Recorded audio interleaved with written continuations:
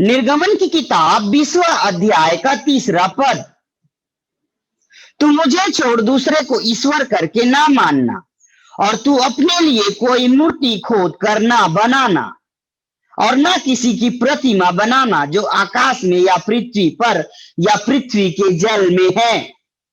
तू किसी की प्रतिमा ना बनाना और ना किसी की मूर्ति खोद कर बनाना, या एक सामान्य भाषा में कहें तो एक मसीही को मूर्ति पूजा नहीं करना है।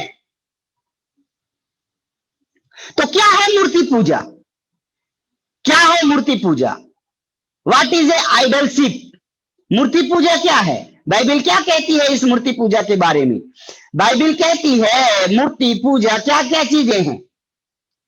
व्यभिचार पहला, दूसरा अशुद्धता, तीसरा दुष्कामना, चौथा बुरी लालसा, और पांचवा लोभ। ये मूर्ति पूजा है या मूर्ति पूजा के बराबर है।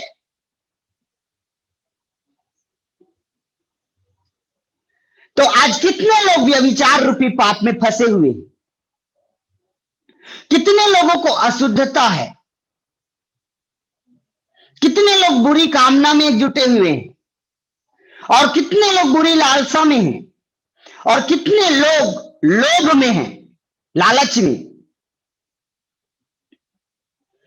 ये पांचों बातें जिनके भी जीवन में हो रही हैं, कहीं ना कहीं उनके जीवन में मूर्ति पूजा हो रहा है।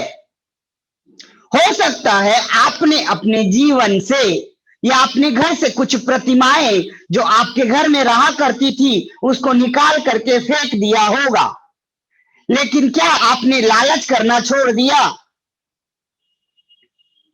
क्या आपने अश्लील तस्वीर या चित्र या वीडियो देखना छोड़ दिया? या किसी पुरुष या स्त्री को देखकर आपके मन में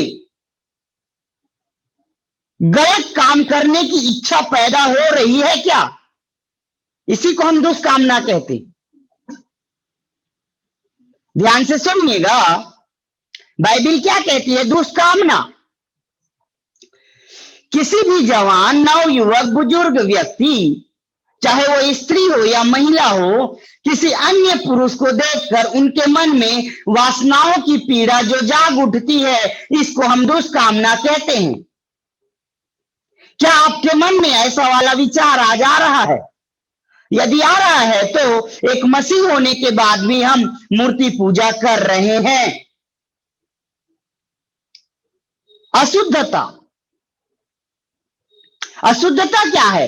जो कोई ऐसी चीज या अंधकार की ऐसे काम जो मनुष्य के जीवन में होने के कारण उसका शरीर अपवित्र हो जाता है या अशुद्ध हो जाता है, उसको अशुद्धता कहते हैं।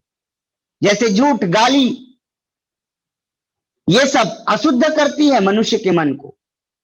और व्यभिचार, व्यभिचार के विषय में बाइबल ऐसा कहती है, जितने पाप मनुष्य करता है वो देह के बाहर करता है, परंतु व्यभिचार एक ऐसा पाप है जो मनुष्य देह के अंदर करता है। और आपको ये जान लेना चाहिए कि आपका देह पवित्र आत्मा का मंदिर है, जिसमें पवित्र आत्मा वास करता है। अब एक और पद में बाइबल क्या कहती है, देखिए, इफिसियों की किताब उसका 5 अध्याय और 3रा पद,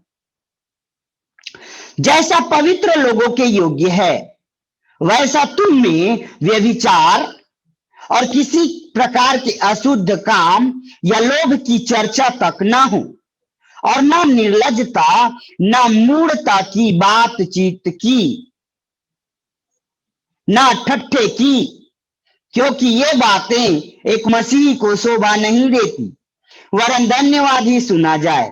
क्योंकि तुम यह जानते हो कि किसी व्यभिचारी, अशुद्ध जन या लोभी मनुष्य की जो मूर्ति पूजक के बराबर है, मसीह और परमेश्वर के राज्य के मिरास नहीं।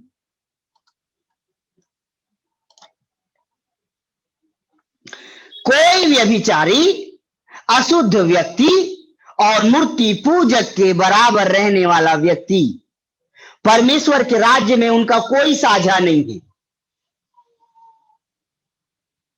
तो हम कलीसिया में बैठे हैं, अपने घर में बैठकर प्रभु की आराधना कर रहे हैं, और ये सारी बातें जो आज हमारे जीवन में घट रही हैं, तो हम परमेश्वर के राज्य में नहीं जा सकते।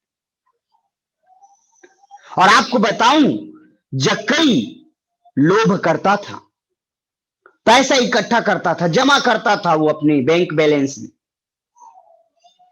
और जिसके कारण से वो परमेश्वर के राज्य से दूर था, जिसके कारण वो परमेश्वर के राज्य से दूर था। वो परमेश्वर के राज्य में साझा नहीं था।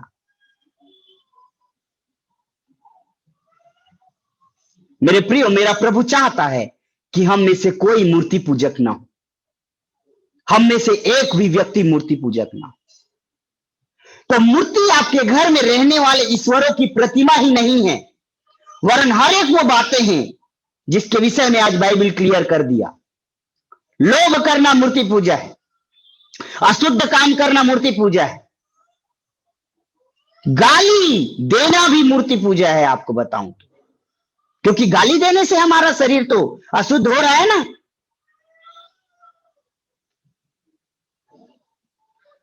और बाइबल क्या कहती है? देखिए, 3 बात मैं बता रहा हूं।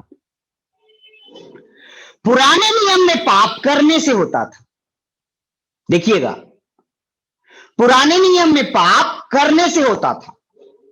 जैसे पुराने नियम में कोई व्यक्ति किसी के घर चोरी कर दे तो वो पाप हो जाता था। दूसरा, नए नियम में पाप देखने या सोचने से होता था। नए नियम में पाप देखने या सोचने से होता था। और तीसरा चीज, पवित्र आत्मा के इस युग में, कलीसियाई समय में, पाप कैसे होता है? चर्चा करने से। चर्चा करने से भी पाप हो जाता है। देखिए यहां क्या लिखा हो, पवित्र लोगों के योग्य है वैसा तुम में व्यभिचार और किसी प्रकार के अशुद्ध काम या लोभ की चर्चा भी ना हो। लोभ की चर्चा भी ना हो।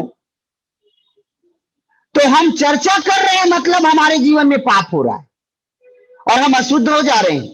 और अशुद्ध होना या अशुद्धता की बातें मूर्ति पूजा के बराबर है।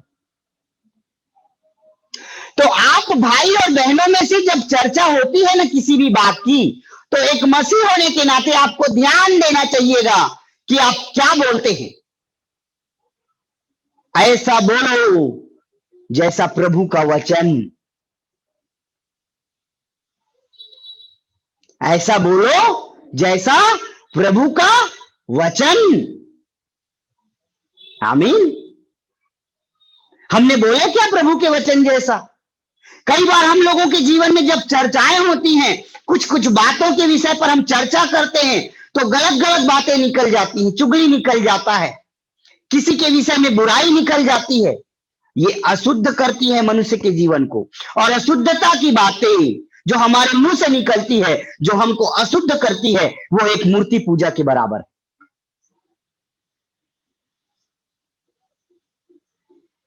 हमने प्रभु के भाग में से कुछ पैसों के विषय में लालच कर दिया, जैसे हनन्याह और सपीरा ने किया था।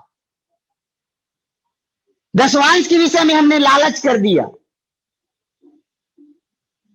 भेंट के विषय में हमने लालच कर दिया, थैली के विषय में हमने लालच कर दिया।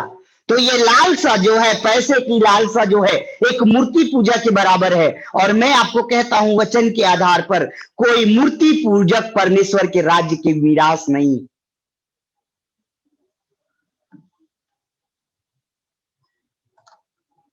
कोई भी मूर्ति पूजक परमेश्वर के राज्य के मीरास में नहीं है। सो आज मेरा प्रभु चाहता है कि हम में से कोई भी मूर्ति पूजक ना हो, हमारे जीवन में किसी भी प्रकार की अशुद्धता की बातें ना हो, हमारे जीवन में किसी भी प्रकार के व्यभिचार ना हो। क्योंकि पुराने नियम में करने से पाप होता था। यीशु मसीह के समय में देखने और सोचने से पाप होता था। और आपको बताऊं, अभी के समय में पत्रियों में पौलुस प्रेरित ने इफिसियों की कलीसिया को लिखा, हम में चर्चा भी नहीं होना चाहिए।